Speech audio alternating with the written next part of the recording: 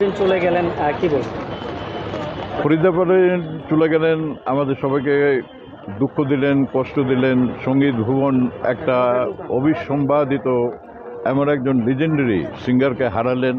সে দুঃখ তো আমাদের সবার মাঝে ডেফিনেটলি হয়েছে, কিন্তু এই শূন্যতা যেটা তৈরি হয়েছে, আমি যেটা বিশ্বাস করি, আমি যেহেতু রাজনীতির সঙ্গে জড়িত, আমি বিএনপির সাংস্কৃতিক বিষয়ক সম্পাদক, আমি যেটা মনে করি যে এই শূন্যতাকে পূরণ করার জন্য সম্মিলিতভাবে আমাদের সবাইকে সচেষ্ট হতে হবে, যেন দেশ এবং জাতিকে আমরা এই ধরনের শিল্পীর নতুন মেধাবীর থেকে আমরা আবার রূপান্তর করতে পারি।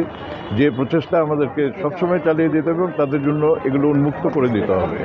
আমি সেই লক্ষ্যে যে কথাটা বলতে চাই যে আমাদের দল থেকে সবসময় এই চেষ্টা হয়েছিল, যেমন জিয়াউর রহমানের সময় নতুন করে একটা, হয়তো আপনাদের সবারই মনে আছে, সেই অনুষ্ঠানটা হতো, সেটা আবার বর্তমান সরকার শুরু করেছে।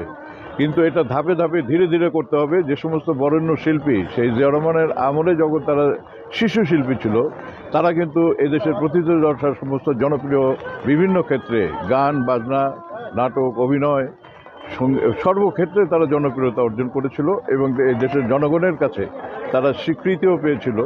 তো সেই লক্ষ্যে আমি যেটা বলতে চাই যে ডেফিনেটলি উনার কোনো রিপ্লেসমেন্ট হবে না, কিন্তু এমনও হতে পারে যে উনার চাইতেও আরও সুন্দর কেউ লালন গীতির শিল্পী জন্ম নিতে পারে এই দেশের মাটিতে। কারণ লালন গীতি হচ্ছে বাংলাদেশের একেবারে অরিজিনাল যে সংস্কৃতি বলতে আমরা যেটা বোঝাই, সেটাই ছিল বাংলাদেশের লালন গীতি।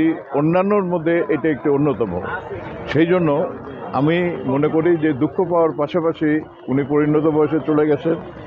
আমি আমার চেয়ারম্যান দেশনেত্রী বেগম খালেদা জিয়া, ভারপ্রাপ্ত চেয়ারম্যান জনাব তারেক রহমান, মহাসচিব মির্জা ফখরুল ইসলাম আলমগীর সহ আমি সাংস্কৃতিক বিষয় সম্পাদক আশরাফুদ্দিন আহমেদ উজ্জ্বল, আমরা তার আত্মার মাগফিরাত কামনা করছি এবং আল্লাহর দরবারে দোয়া করছি যেন তার গুনাহ খাতা মাফ করে তাকে বেহেশত নসিব করেন এবং তিনি ভালো থাকেন।